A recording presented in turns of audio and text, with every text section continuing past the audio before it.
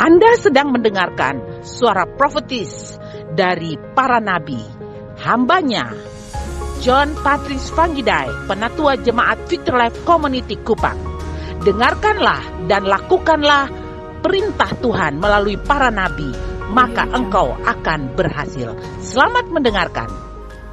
Baik, umat Tuhan, katakan, saya menerima apa yang menjadi hak saya. Amin. Hakmu bukan emas dan perak, itu hanya bonus. Hakmu adalah firman Allah. Nah, kita sedang berbicara tentang dampak kebangkitan Kristus bagi kehidupan orang percaya. Dampak atau dengan kata lain pengaruh. Pengaruh atau dampak seperti kita lompat di dalam kolam renang atau di dalam lautan.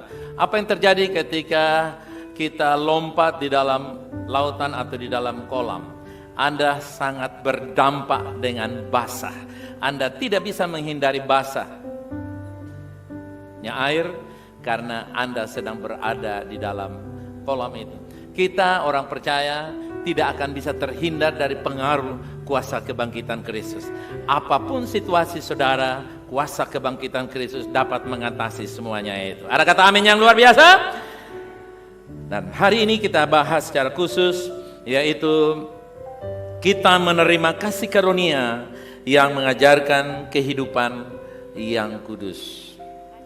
Anda tidak akan temukan di dalam kurikulum manapun yang mengajarkan hidup kudus, kecuali Anda akan temukan dalam kasih karunia yang diberikan kepada kita sebagai dampak pengaruh dari kuasa kebangkitan Kristus yang terjadi ribuan tahun yang lalu. Titus pasal yang kedua ayat 11-12 dikatakan, karena kasih karunia Allah yang menyelamatkan sudah nyata. Ia mendidik kita. Kasih karunia itu, anugerah itu mendidik kita supaya kita meninggalkan kefasikan dan keinginan-keinginan duniawi. Baca bersama saya, supaya, sebutkan nama saudara, supaya VLC hidup bijaksana, adil, dan beribadah dalam dunia. Kapan? Sekarang ini, hari ini, saat ini. Hanya kasih karunia sajalah yang mendidik dan dapat mengajarkan kita untuk hidup terpisah dari dunia. Kudus artinya terpisah dari dunia ini. Umat Tuhan, Alkitab mengajarkan kepada kita bahwa Tuhan mengaruniakan kepada kita, memberikan kepada kita kasih karunia. Kasih karunia inilah ketika kita menjadi percaya, ketika kita percaya pada kasih karunia, kita dianggap tidak ada kekudusan. Itu keliru. Ya, tidak benar. Justru saudara yang kasih, hanya kasih karunialah yang dapat mengajari kita kekudusan sejati. Orang beranggapan mengajarkan kasih karunia, kemurahan, kebaikan Allah, nanti orang jalan seenaknya aja, mau bikin apa silakan, mau berbuat dosa silakan. Tapi justru kasih karunia itulah yang mendidik kita. Ini adalah kebenaran yang mendasar. Ada kepercayaan di gereja bahwa kasih karunia bertentangan dengan kekudusan. Itu tidak benar. Justru kasih karunia mendidik kita untuk hidup di dalam kekudusan. Ya. Wacana hari-hari ini. Anugerah atau kasih karunia, grace, adalah guru yang luar biasa. Dia mengajar kita. Dia mendidik, guru besar yang mengajar kita, yang mendidik kita dengan cara yang luar biasa. Orang tua bisa terbatas kata-katanya, seorang suami bisa terbatas kata-katanya, seorang istri terbatas kata, seorang papa dan mama terbatas, seorang guru agama terbatas, tapi anugerah tidak terbatas. Karena anugerah guru yang tidak akan pernah pensiun sampai kita berjumpa muka dengan muka Sang Juru Selamat kita. Ketika kasih karunia diajarkan kepada orang-orang percaya, maka kasih karunia selanjutnya akan mengajar orang percaya bagaimana mereka menjalani kehidupan yang kudus. Kalau tidak mengajarkan,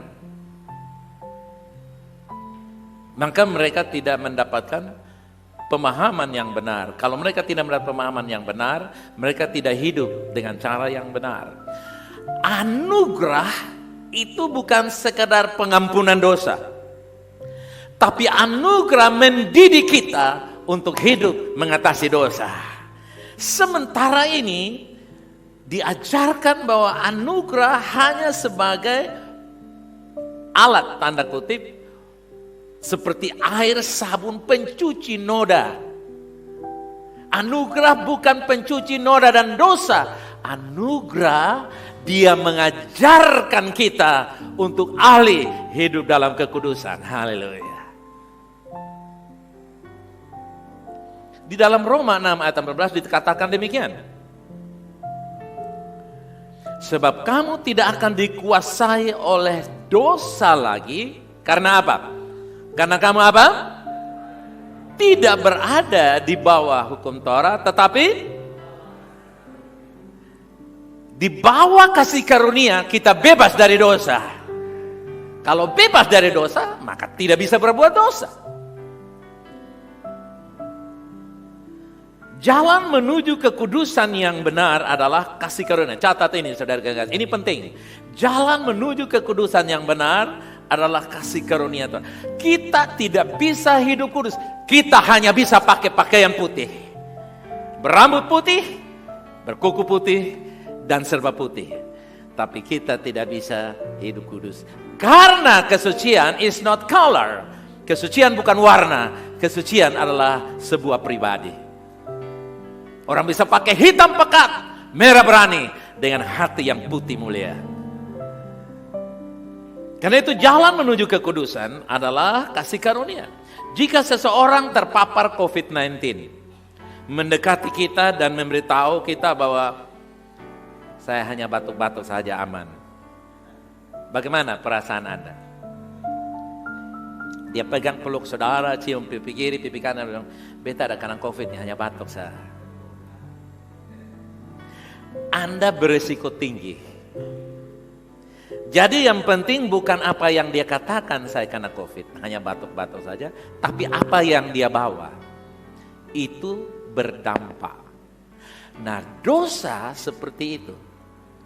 Dia bukan sekedar sebuah ucapan, tapi sebuah pengaruh virus yang menguasai sifat dasar manusia sehingga susah dihilangkan dengan cara apapun.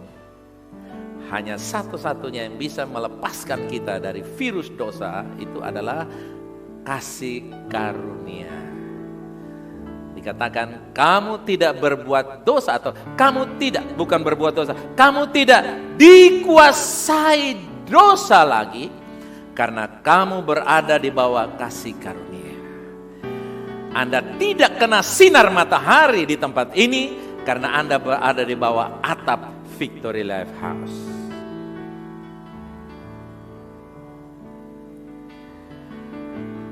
Semua perdebatan-perdebatan tentang kesucian bukanlah apa yang dikatakan, tetapi hasilnya yang harus kita lihat.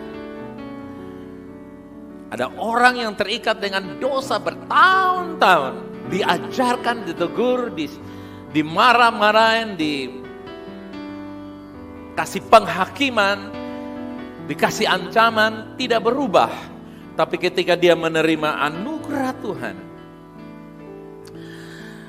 ada satu anak muda agak sedikit nakal, saudara terkasih. Dia datang ke pendeta, dia bilang, Papa nih, minta maaf ya, beta merokok dulu. Boleh kok? Pendeta bilang, tidak bilang iya. Pendeta hanya bilang begini aja. Sambil kamu merokok, kamu katakan, oleh anugerah saya bebas. Jadi ketika dia bisa merokok oleh anugerah, belum habis satu bungkus, dia sudah dibebaskan, saudara terkasih. Ketimbang pendeta bilang, lu mau mampus, lu pun jantung mau putus, lu mau tidak ada anak, impoten. Nah, itu lebih bahaya, saudara kekasih. Tapi ketika anugerah diajarkan, orang mengalami kesadaran. Amin. Ini penting saudara kasih. Ini hal yang terhilang, sengaja dihilangkan oleh roh agamawi agar orang bergulat, bergumul, berbanting-banting dengan dosa dan tetap berada di bawah kuasa dosa. Tapi Roma berkata, Anda dan saya tidak lagi dikuasai dosa. Ada kata amin yang luar biasa? Karena kita berada di bawah kasih karunia. Jalan pembebasan Tuhan adalah melalui iman. Ini perlu Anda pikirkan. Catat ini dalam pikiran kita. Jalan pembebasan Tuhan adalah apa saudara? Iman. Betapapun tulusnya kita,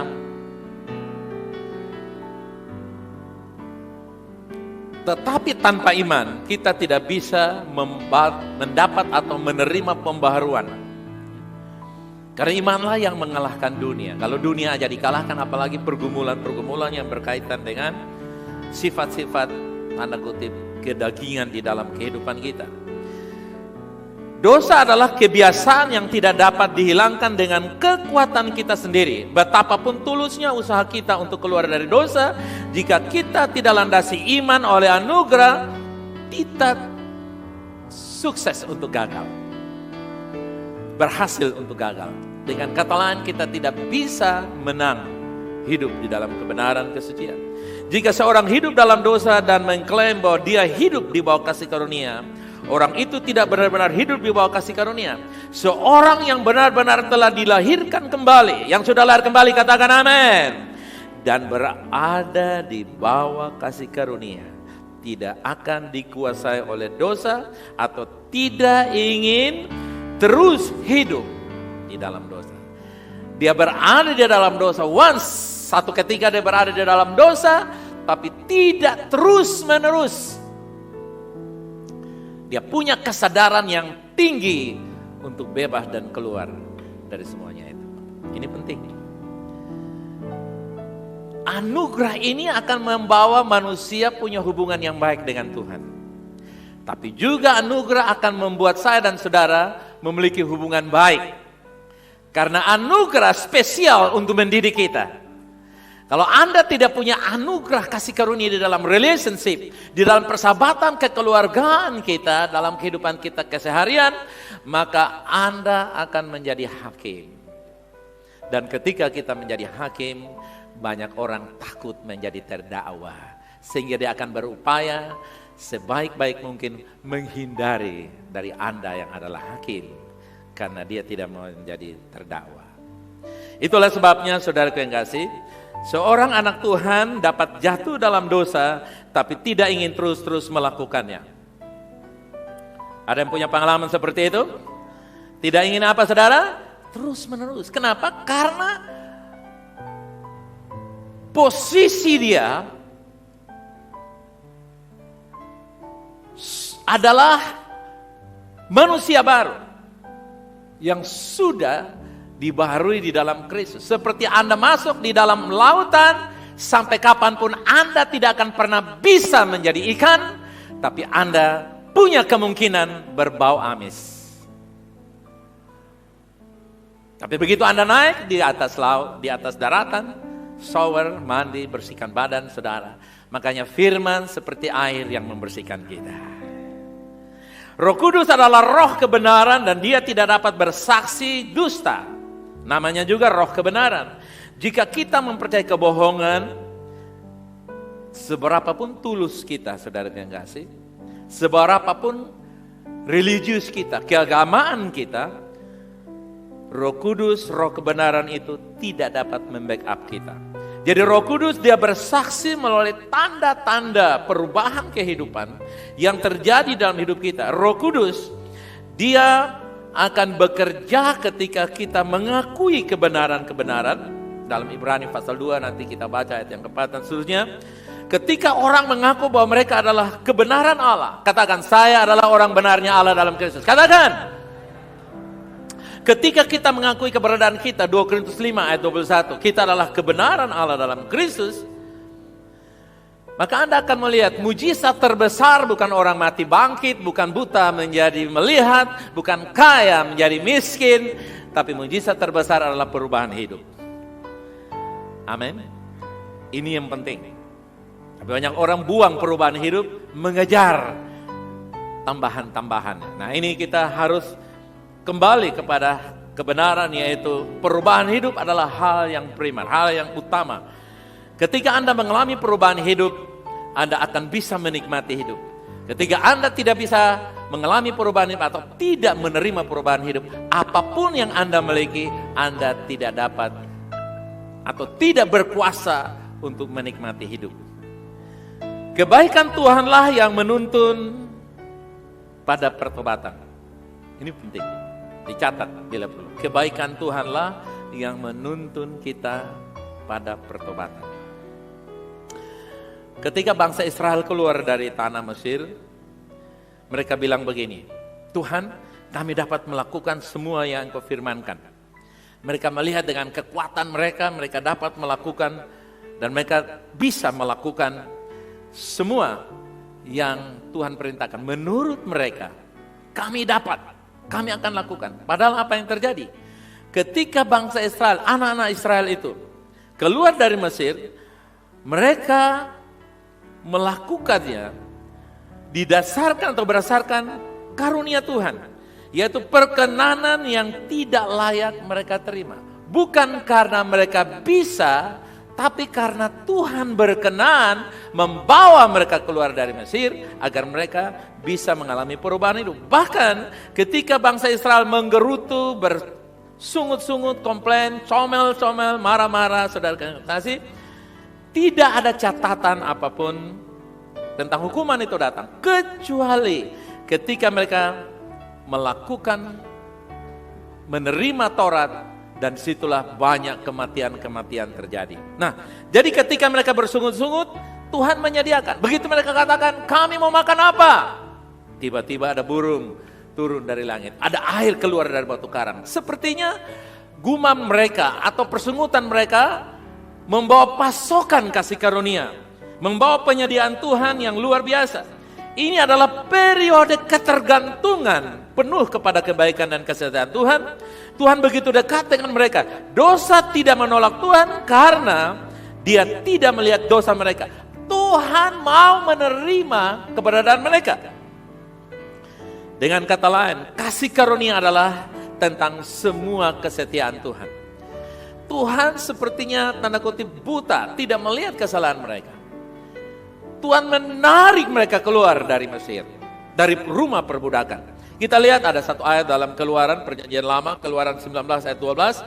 Sebab itu haruslah engkau memasang batas bagi bangsa itu sekeliling sambil berkata, jagalah baik-baik, jangan kamu mendaki gunung itu atau kena pada kakinya, sebab siapapun yang kena pada gunung itu, pastilah ia dihukum mati. Nah, ketika Taurat mulai diberikan, mulai ada batasan-batasan.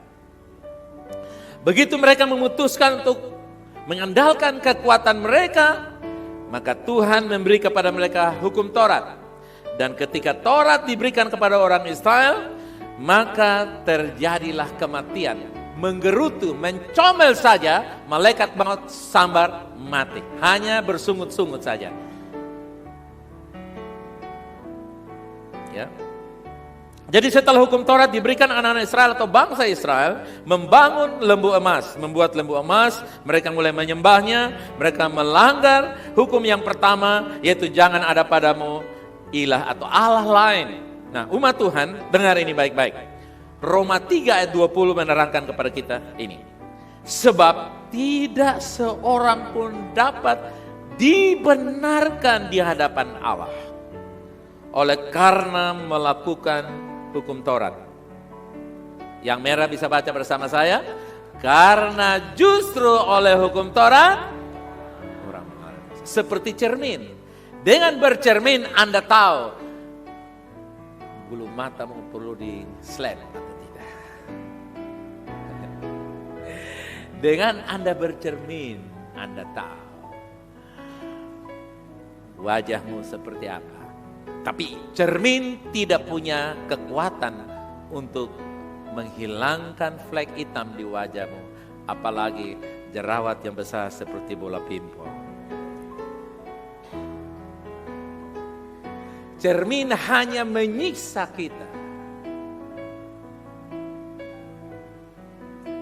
Cermin memberitahukan bahwa kita tidak baik.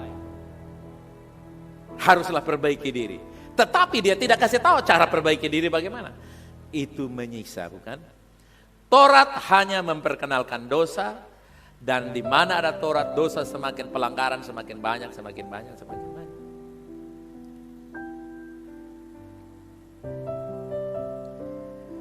Nah, umat Tuhan, hukum Taurat adalah pengetahuan tentang dosa, bukan pengetahuan tentang kebenaran atau kekudusan. Dalam Roma 5 ayat 20 Paulus menerangkan lebih detail lagi. Tetapi hukum Taurat ditambahkan. Coba katakan, ditambahkan. Sebenarnya tidak perlu tambah, tidak apa-apa. Karena gara-gara mereka merasa kuat dan hebat, ditambahkan. Tambahkan supaya apa? Pelanggaran menjadi semakin banyak. Di mana ada dosa bertambah banyak, di sanalah kasih karunia menjadi apa? Berlimpah-limpah. Ini kehebatan Allah yang luar biasa. Ini tidak berarti bahwa lakukan saja pelanggaran, toh ada jaminan. Tidak. Ini menerangkan kepada kita bahwa Taurat terbatas dan mematikan, tapi anugerah berlimpah melepaskan kita.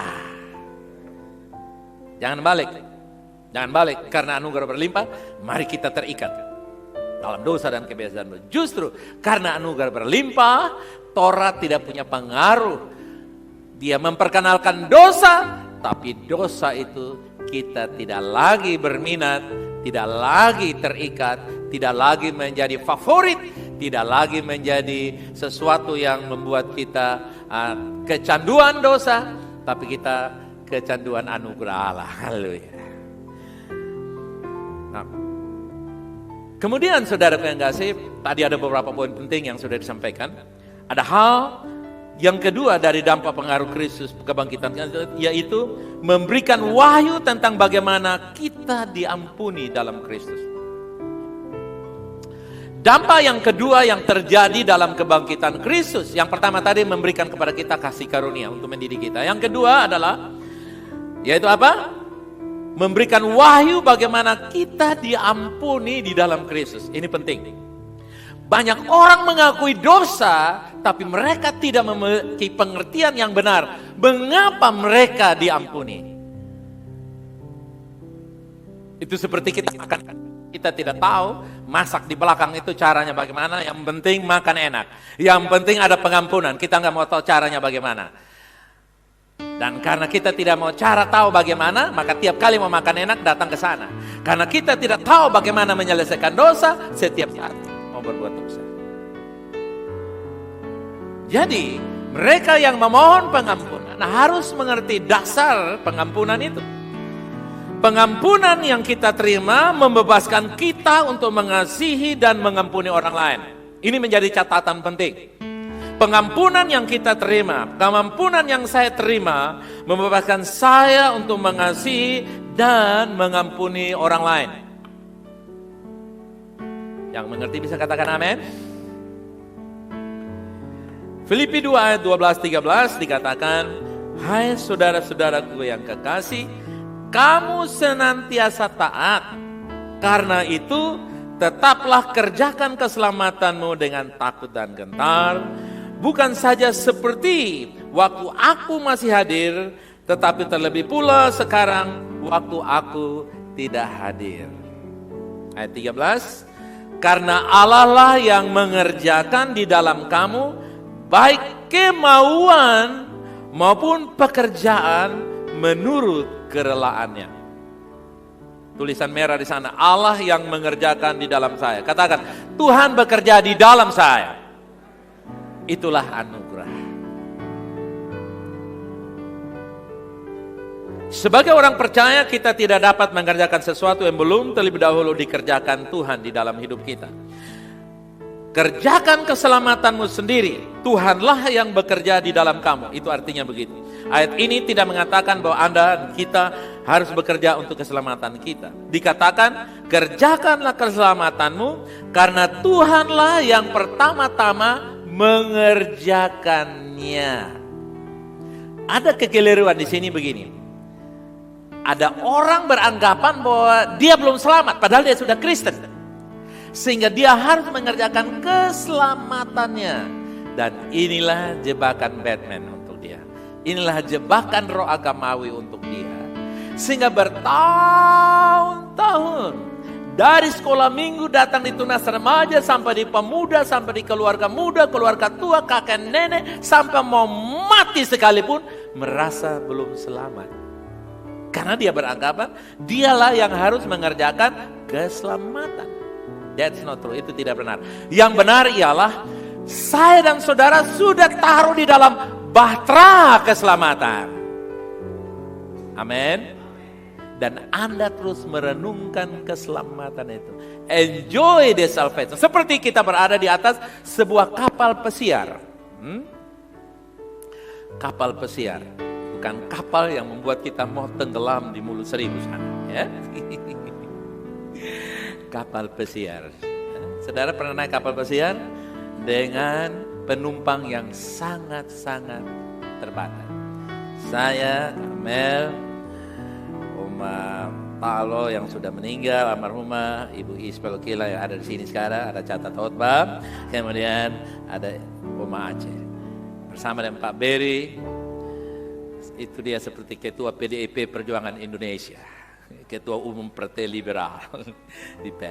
Dia bawa kapal yang besar, kita naik di dalam dan dia kasih pinggir, miring-miring, dia bilang enjoy. Kemarin dia bilang salam lupa mama, datang besok bawa kapal lagi.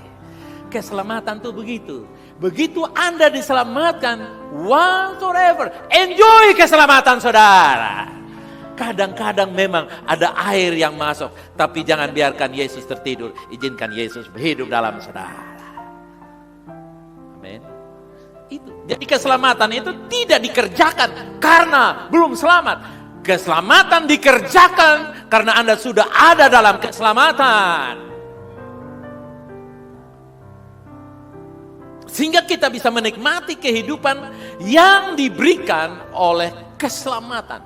Keselamatan adalah kesimpulan dari semua yang terbaik yang Tuhan pernah berikan kepada kita. Anda boleh punya uang, Anda boleh sembuh dari penyakit, Anda boleh punya segalanya, Anda punya isi dunia ini. Tapi kalau tidak selamat, untuk apa semuanya? Karena keselamatan adalah semua yang terbaik yang Tuhan pernah berikan. Jadi kalau Anda sudah selamat, cukup jangan terlalu banyak menuntut. Kenapa? Karena di dalam keselamatan sudah ada titik-titiknya itu. Titik itu apa? Pertolongan pada waktu kesesakan, kesembuhan pada waktu sakit, job pada waktu membutuhkan job, jodoh pada waktu membutuhkan. Yang tua-tua omong lagi, yang muda-muda tidak omong.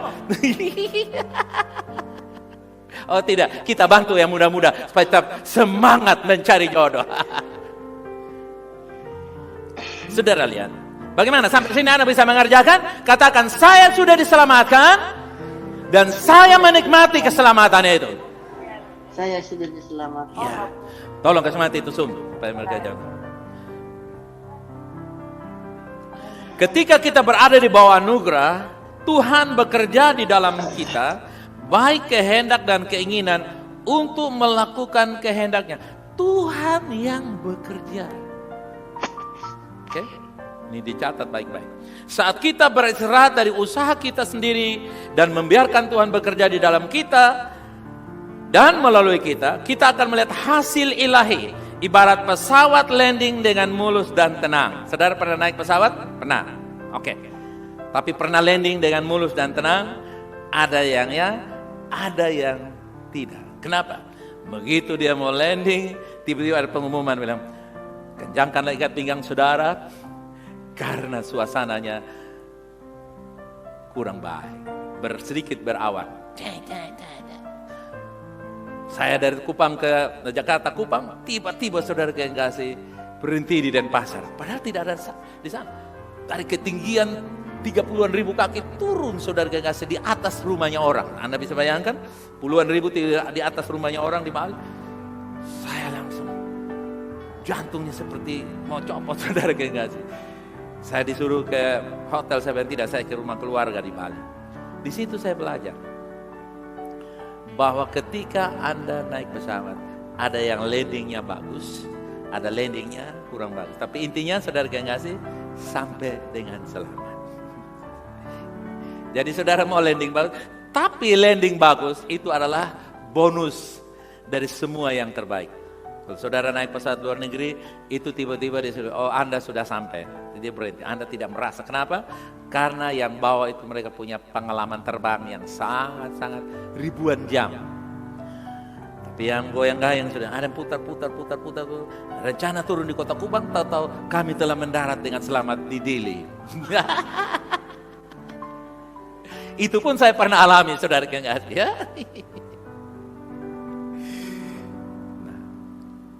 Apa yang kita bisa dapat dari sini?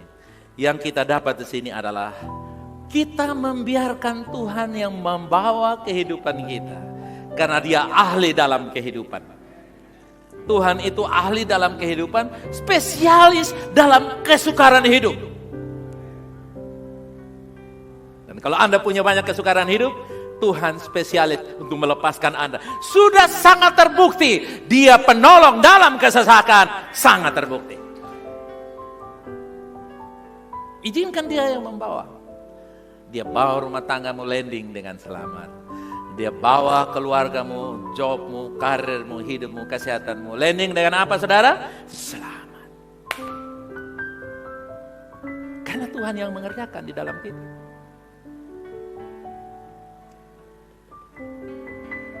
Tuhan yang mengerjakan dalam diri kita cinta atau kasih untuk pasangan hidup kita. Dan Tuhanlah yang mampu mengerjakan di dalam diri kita pengampunan untuk seseorang yang mungkin sulit kita mengampuni.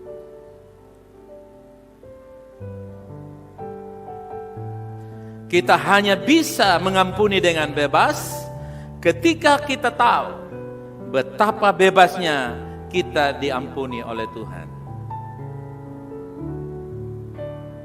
Apa yang terjadi pada waktu saudara datang kepada Tuhan mohon pengampunan? Tuhan ampuni saya. Tuhan katakan, ya saya mengampuni engkau.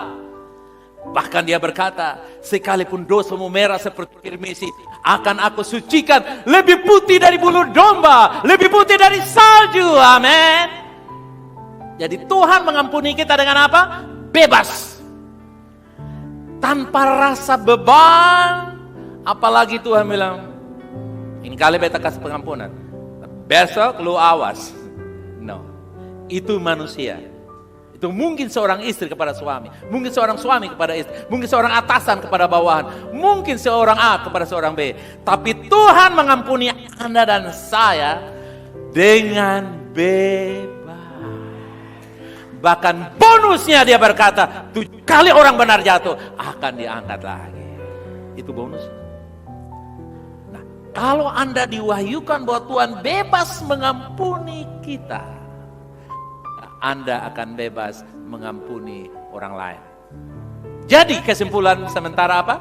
Mereka yang kikir dalam pengampunan, mereka yang buta, picik dan tidak punya pengetahuan pewahyuan akan pengampunan yang dia terima.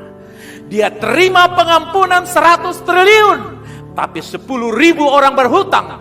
Dia cekik di leher, kasih masuk dalam penjara, slotnya dikunci, dibuang kuncinya di Pulau Semau. Tidak seimbang. Inilah yang kalau orang Kristen tidak mengalami pewahyuan. Coba buka tangan saudara, katakan, aku menerima pewahyuan pengampunan Tuhan. Katakan, Tuhan mengampuni saya tanpa batas. Amin. Ini yang kita sebut unlogic love, unlogic forgiveness. Pengampunan yang tidak masuk akal. Tapi manusia bilang begini, jangan kasih dia hati. Kalau dia hati, dia ambil jantungmu sebelah. Bila perlu jantungnya ada cincin, dia ambil cincin itu. Dia tukar dengan Innova. Makanya jangan kasih dia hati. Kalau kasih dia jantung, kalau sudah jantung, dia gantung kamu dan mati rame-rame. Dan manusia mulai mempraktekkan itu. Papa mama praktekkan kepada anak-anak, suami istri saling mempraktekkan, di dalam kehidupan sehari-hari saling mempraktekkan, dan akibatnya apa? Kita saling menyakiti dan tidak menikmati. Padahal ada salam, happy Sunday, that's munafik. Happy Sunday hanya sebuah kalimat orang agama. Tapi bukanlah sebuah gaya hidup. Why?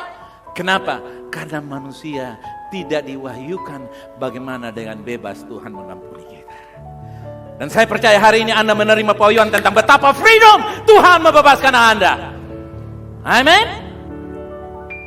Dan kalau Tuhan membebaskan saudara, lalu saudara masih mencintai Tuhan, masih mencintai NKRI, percayalah, orang yang saudara ampuni pun dapat seperti saudara mencintai Tuhan dan mencintai NKRI, menolak khilafah, mencintai kafilah.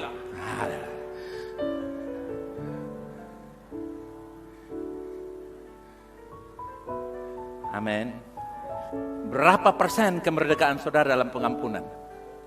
Ada yang bilang, beta kalau kecil disuruh minta maaf untuk Pak Boy, Papa sudah mengampuni kamu. Tapi kalau agak besar, dia minta ampun. Lu berubah dulu baru beta mengampuni. Bayangkan kalau Tuhan bilang kita berubah, tidak akan pernah bisa berubah. Karena sifat manusia ini tidak mau berubah. Kecuali Tuhan merubah. Apa saudara? Kecuali apa? Makanya istri jangan rubah suami, suami jangan rubah istri. Jangan saling merubah, nanti berubahnya saling menyakiti. Jangan rubah anak-anakmu. Izinkan kasih karunia merubah saudara. Kalau kasih karunia merubah saudara, saudara yang keras saja bisa rubah, apalagi anak-anak yang umurnya belum seberapa dengan kamu yang kepala 6, kepala 7. Kamu saja kepala batu dirubah Tuhan, Allah anak-anak yang baru kepalanya 7, 1 di depan, 17.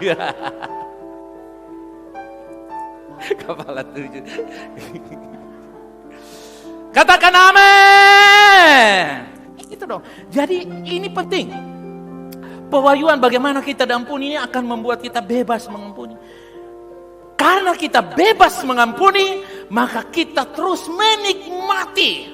Saudara tahu, kalau Tuhan tidak mengampuni kita secara total, kebaikan Tuhan semacam apapun Anda tidak dapat menikmati. Percayalah. Tidak akan pernah bisa. Makanya Alkitab berkata bilang begini, berbahagialah orang yang dosanya diampuni. Tidak bilang berbahagialah orang yang naik job, naik pangkat, dapat emas, perak, dapat motor baru, uang baru, istri baru. Tidak begitu. Berbahagialah orang yang dosanya diampuni.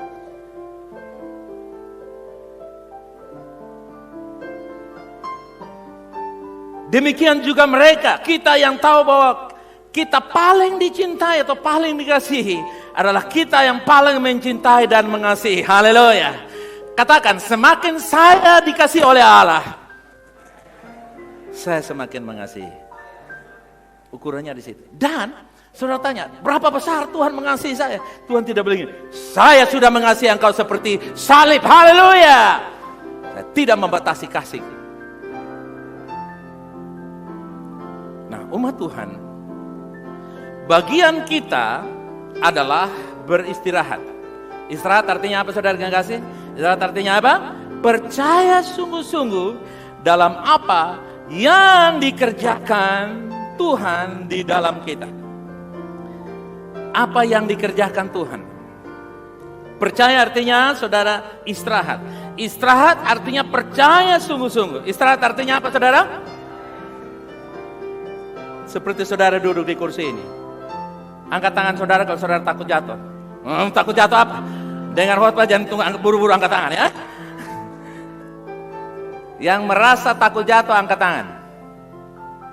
Kenapa kamu tidak angkat tangan? Karena kamu merasa yakin bahwa kursi yang kamu duduk punya kekuatan untuk menopang Anda selama jam ibadah ini.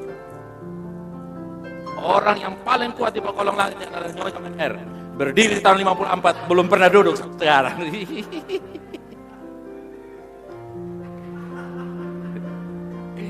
Jangan ikut-ikut Nyonya Menher.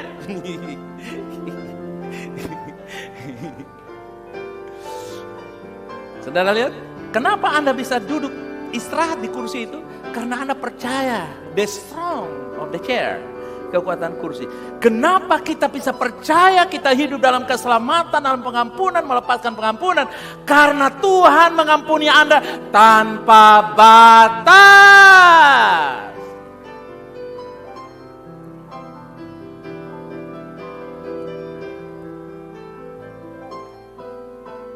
Sangatlah penting bahwa kita membagikan kebenaran ini, supaya ada kuasa tentang kasih karunia, agar kita lepaskan banyak pengampunan, seperti kita juga banyak menerima pengampunan.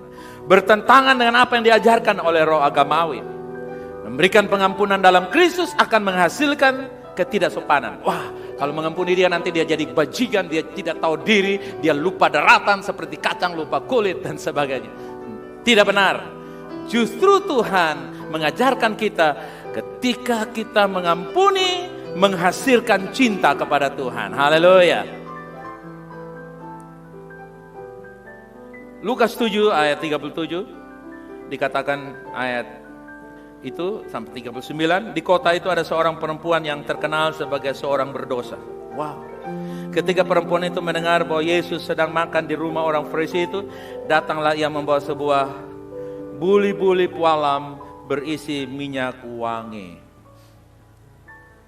Ketika orang Farisi yang mengundang Yesus melihat hal itu, ia berkata dalam hatinya, jika ia ini nabi, tentu ia tahu siapakah siapakah dan apakah perempuan yang menjamahnya ini. Tentu ia tahu bahwa perempuan itu adalah saudara lihat. Mungkin bahasa modernnya sekarang, sayang dia punya Facebook sonde aktif.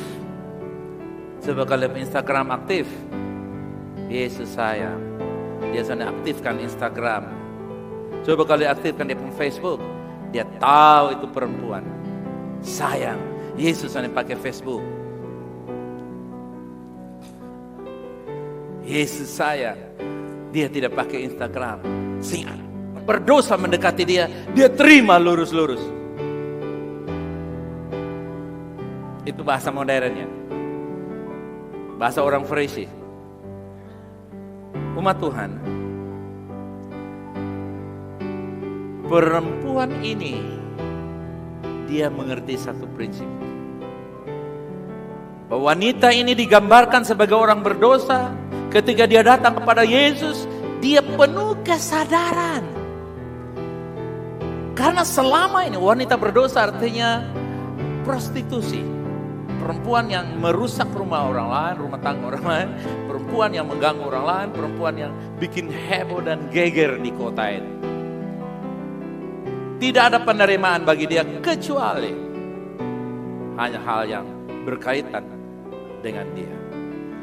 Tapi ketika dia saat datang di Yesus, dia sadar bahwa saya tidak memberi apapun kecuali dengan rendah hati. Saya menjamah, menuangi minyak ini di atasnya agar dia boleh berbelas kasihan. Saudaraku yang kasih, dan Yesus berkata begini, biarkanlah perempuan itu melakukannya. Siapa yang banyak menerima kasih, sambung. Siapa yang banyak menerima kasih, banyak juga mengampuni. Yesus sedang mengajarkan kepada kita prinsip kasih karunia dalam pengampunan.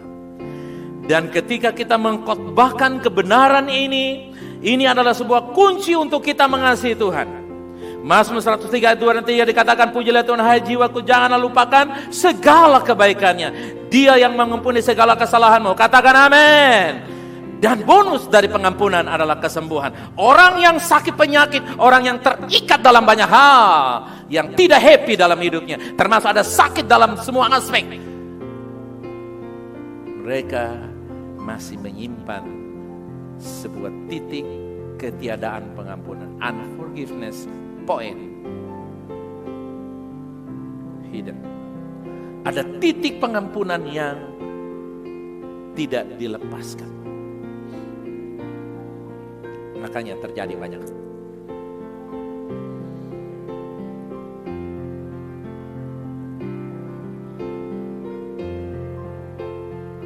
Wanita kenapa lebih banyak menyimpan ketiadaan pengampunan? Karena mereka mengoperasikan hidupnya dengan perasaan. Perasaan yang baik akan menolong Anda, mensupport pasangan Anda. Tapi perasaan yang terluka akan membuat Anda sakit dan akan menjadi bumerang bagi pasangan Anda. Tuhan menciptakan seperti itu. Pria diciptakan dengan pikiran. Saya pikir, wanita diciptakan dengan saya rasa. Rasa dan pikir ini kalau oke, akan menjadi sebuah perpaduan. Tapi kalau rasa ini tidak mengalami pemulihan, sakit di sini, sakit di sana, sakit di mana-mana. Karena itu saudaraku yang kasih, perhatikan ini. Dengan mengingat kebaikan-kebaikan Tuhan, Dia telah membayar segala dosa kita, sakit, penyakit kita, kutukan dan kelemahan kita di atas kayu salib, maka Anda akan mendapatkan sebuah manfaat. Anda dapat menikmatinya karena Yesus telah menanggung segala hal yang tidak baik, supaya Anda menanggung semua yang terbaik yang disediakan. Dia yang menyembuhkan segala penyakitmu. Artinya kita tidak dapat menerima manfaat berikutnya kecuali pengampunan. Kecuali kita mengampuni, dan ketika kita melepaskan pengampunan, manfaat yang mengikutinya akan dengan limpah menyertai kita.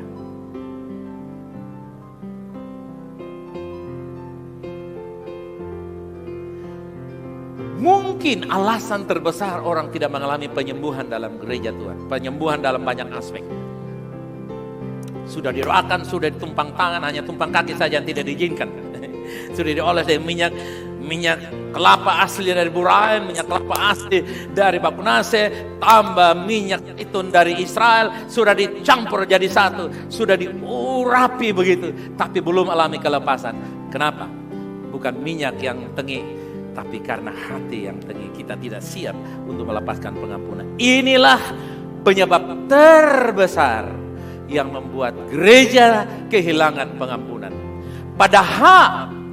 Kehilangan kesembuhan. Padahal Alkitab berkata, setiap orang yang datang kepada Yesus dengan penyakit, termasuk dengan kuasa kegelapan, leu-leu suami, waktu berjumpa dengan Yesus, mereka pulang dengan kelepasan yang luar biasa. Kenapa sekarang tidak terjadi yang berlimpah seperti itu? Kemungkinan besar ada masalah di dalam ketiadaan pengampunan. Di bawah kasih karunia, kekudusan adalah buah roh. Coba katakan demikian. Di bawah kasih karunia, Anda tidak perlu khawatir, karena roh yang akan mengeluarkan buahnya. Amin, saudara. Anda tidak perlu khawatir. Gedung ini tidak khawatir. Terserah. Kalau Anda mau hiasi, gedung ini akan jadi baik. Tahukah Anda? Kita tidak pernah berusaha untuk menjadi baik. Hanya rohlah dengan karunia-karunia dan buah-buah roh. Katakan karunia dan buah-buah roh.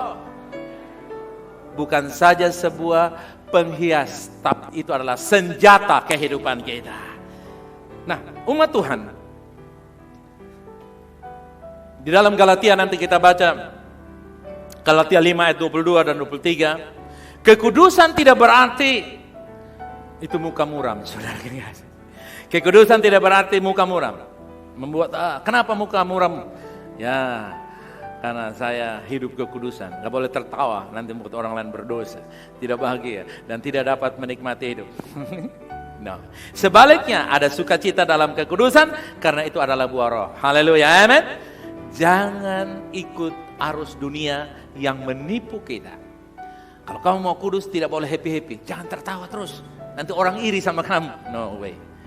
Ketika kita berada di bawah hukum Taurat, dosa menjadi menarik. Ketika kita berada di bawah kasih karunia, kekudusan menjadi menarik. Yang percaya katakan amin. Kasih karunia adalah tentang Tuhan yang bekerja dan Tuhan yang bergerak atas hidup seseorang. Hukum Taurat adalah tentang manusia dan usaha manusia. Kasih karunia menyediakan, tapi hukum Taurat menuntut. Katakan, kasih karunia menyediakan, iman mengambil. Ambillah dengan iman semua yang saudara perlukan. Iblis datang sebagai roh religius, roh agamawi.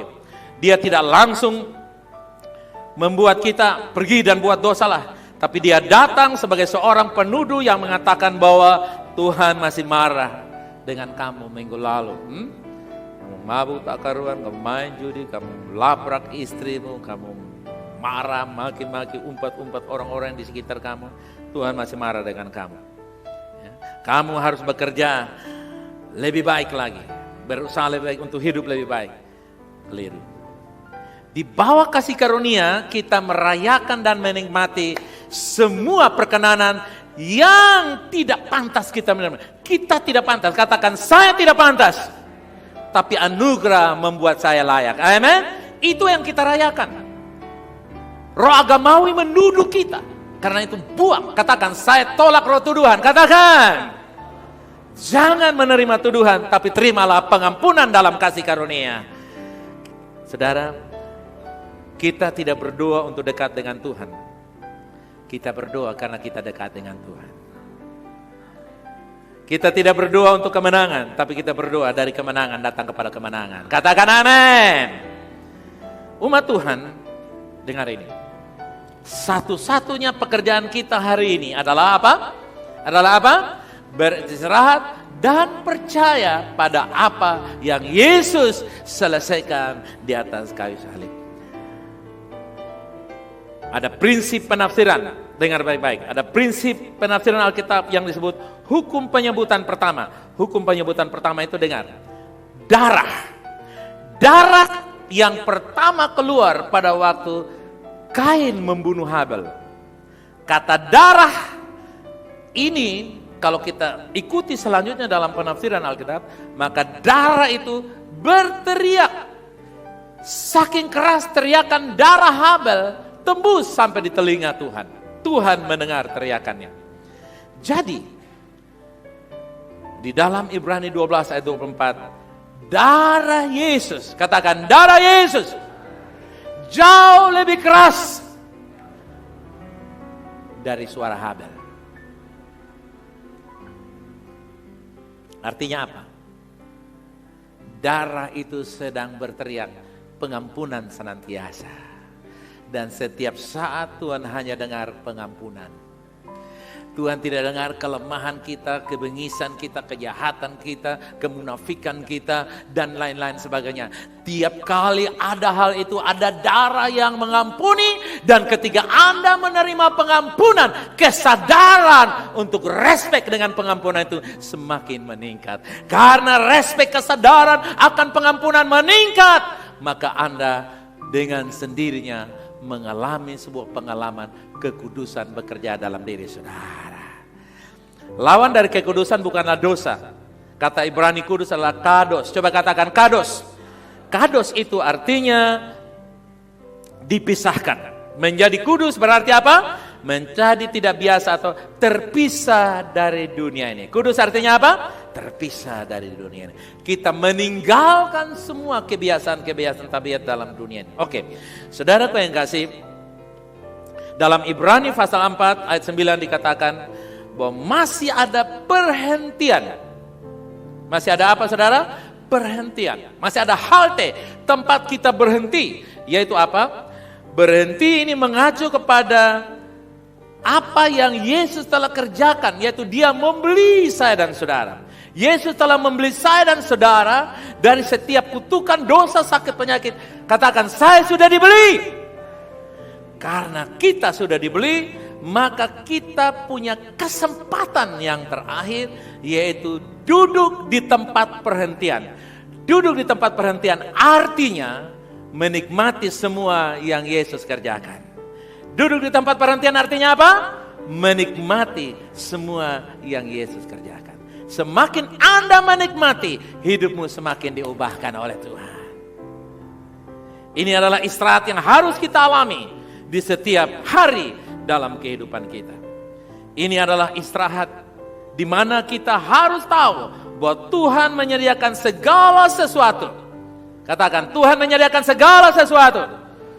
Melalui apa? Kasih karunia. Catat ini. Ini adalah istirahat di mana kita tahu bahwa Tuhan menyediakan segala sesuatu melalui kasih karunia. Istirahat di sini adalah yang dibangun dengan mengetahui betapa kita telah diampuni dan dikasihi olehnya karena apa yang telah Yesus lakukan di kayu salib. Haleluya. Umat Tuhan, menjadi kudus artinya dipisahkan. Katakan, biarlah hidup saya dipisahkan dari dunia. Itu artinya apa? Kudus, kados. Ibrani 4 ayat 3 dikatakan, sekalipun pekerjaannya sudah selesai sejak dunia dijadikan. Artinya ada banyak orang yang sampai hari ini dia Kristen, tidak akan pernah berubah jadi agama lain, tapi dia tidak pernah mengalami apa yang Yesus sudah kerjakan. Makanya Ibrani 4 ayat 3 berkata, sekalipun pekerjaannya sudah selesai sejak apa? Dunia dijadikan. Sudah selesai. Katakan, sudah selesai. Kapan selesainya? Saudara baru 70-80 tahun. Dibandingkan dengan dunia dijadikan tanggal berapa? Bulan berapa?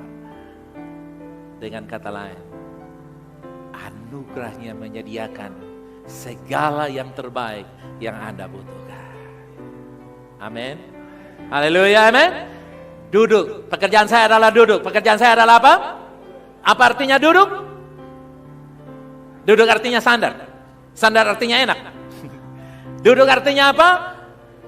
Duduk artinya menikmati semua yang Yesus sudah kerjakan.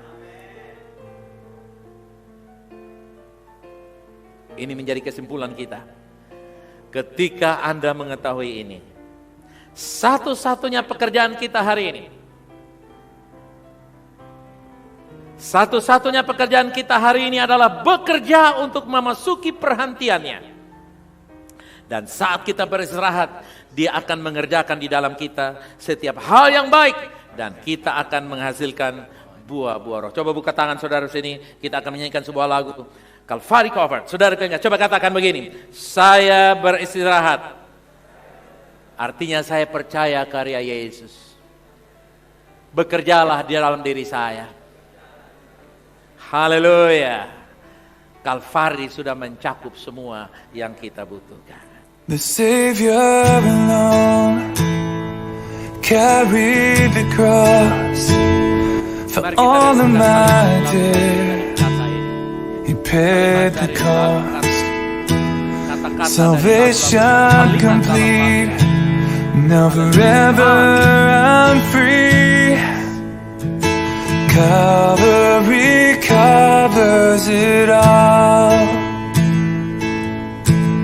Calvary covers it all.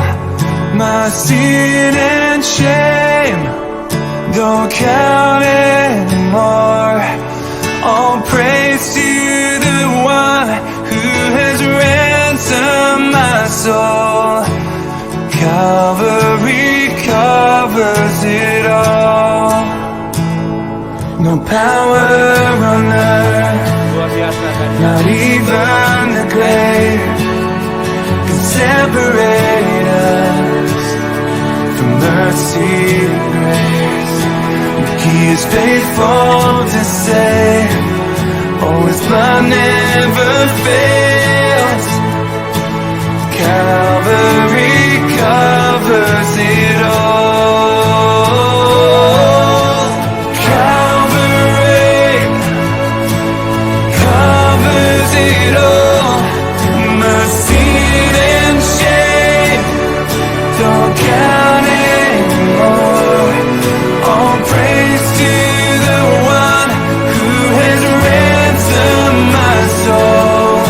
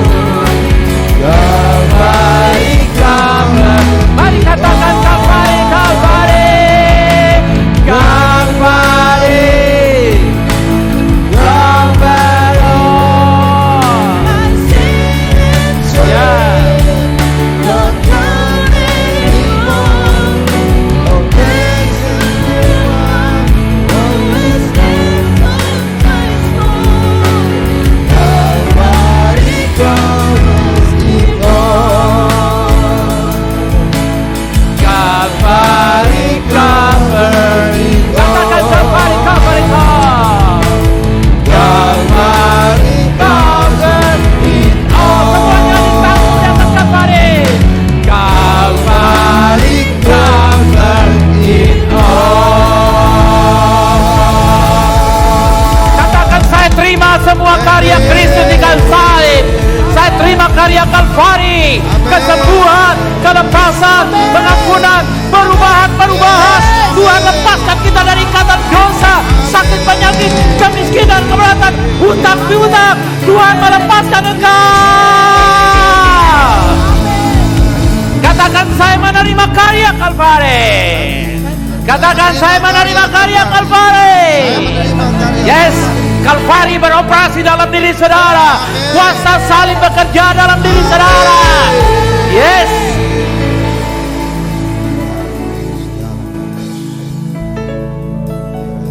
Haleluya.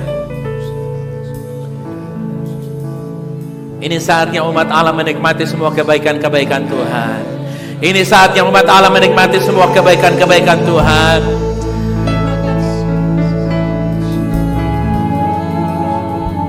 Anugerah yang Dia berikan diikuti dengan kasih. Diikuti dengan kebaikan-kebaikan. Itulah sebabnya hari ini Anda menerima kebenaran ini.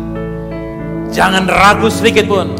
Supaya sisa hidupmu berapa puluh tahun ke depan saya kurang tahu. Tapi kamu hidup dalam anugerah yang luar biasa. Ikut doa saya, katakan, aku bersyukur kepadamu ya Tuhan. Katakan, aku bersyukur kepadamu ya Tuhan. Aku bersyukur kepadamu ya. Engkau membangkitkan Yesus dari kematian. Engkau membangkitkan Yesus dari kematian. Dan aku dibenarkan di dalam Dia. Dan aku dibenarkan di dalam Aku bersyukur kepadamu Bapa. Aku bersyukur kepadamu Bahwa Yesus Kristus adalah Tuhan dan Juru Selamatku. Bahwa Yesus Kristus adalah Tuhan dan Saya berterima kasih kepadamu Tuhan. Saya berterima kasih kepadamu. Hari ini Hari ini saya menikmati kehidupan yang berkelimpahan. saya menikmati kehidupan Seperti yang Yesus janjikan kepada saya. Yesus janjikan pada saya. Saya menerimanya. Saya menerimanya. Saya adalah orang benar dalam Kristus. Saya orang benar dalam Kristus. Aku melangkah kepada masa depan yang penuh harapan. Aku melangkah kepada masa depan yang Nikmat dan berkat-berkat. Katakan amin. Kasih pujian bagi Dia. Sama. Haleluya. Pulanglah dan percaya bahwa anugerahnya sudah membebaskan saya dan saudara. Kiranya langkah-langkahmu adalah langkah-langkah anugerah. Engkau dikasih, dipelihara, dijaga, dilindungi. Anugerah mendidik engkau untuk hidup dalam setiap kebenaran yang diajarkan oleh Alkitab. Anugerah menyediakan semua yang engkau perlukan, termasuk pemberkatan nikah tanggal 20 nanti anak Chris dan Sally. Dalam semua persiapan sampai kepada cara pemberkatan dan resepsi, semuanya kami katakan diberkati oleh Tuhan. Terima kasih Bapa. Umat Tuhan dalam semua pergumulan kami percaya anugerah menyediakan, dengan iman kami mengambil semuanya. Terima kasih buat kasih setia Tuhan, perlindungan Tuhan. Kiranya anugerah cinta kasih Yesus Kristus senantiasa bekerja di dalam dan melalui kami, agar kami semua menyelesaikan semua yang Tuhan rancangkan dalam hidup kami. Dan semua yang percaya katakan anugerah.